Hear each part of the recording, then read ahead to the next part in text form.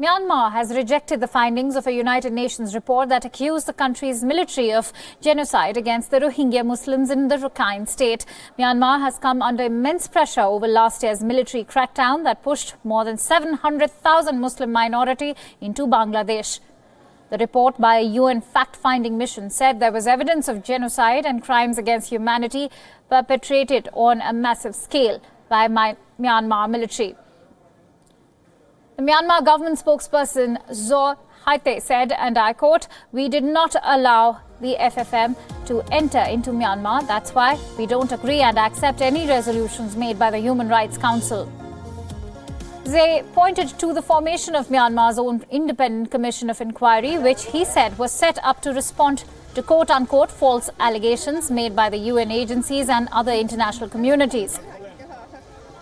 Meanwhile, during a UN Security Council session late on Tuesday, several countries, including the United States, have called for Myanmar's military leaders to face international justice.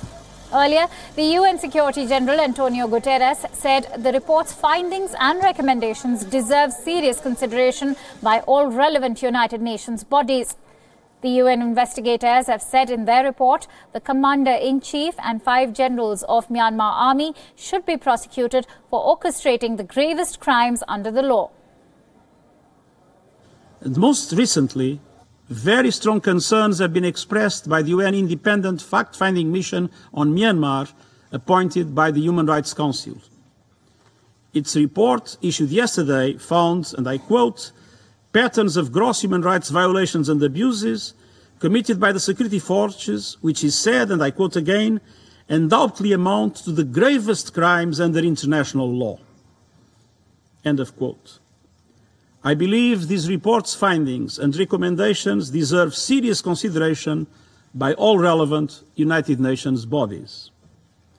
Effective international cooperation will be critical to ensure that accountability mechanisms are credible, transparent, impartial, independent, and comply with Myanmar's obligations under international law. Women and girls were raped in the open, in public. Fully 1/5 of all Rohingya survived witnessed more than 100 victims being killed or injured. Most importantly, the report identifies one group as the perpetrator of the overwhelming majority of these crimes: the Burmese military and security forces. We've seen where innocent human beings were raped, murdered, and burned alive for no other reason than their religious and ethnic identity. Like you, I have heard the gut-wrenching accounts, stories of grave torture, of women brutally violated, people who have had their loved ones killed before their eyes, children who have seen their grandparents locked in houses that were set alight.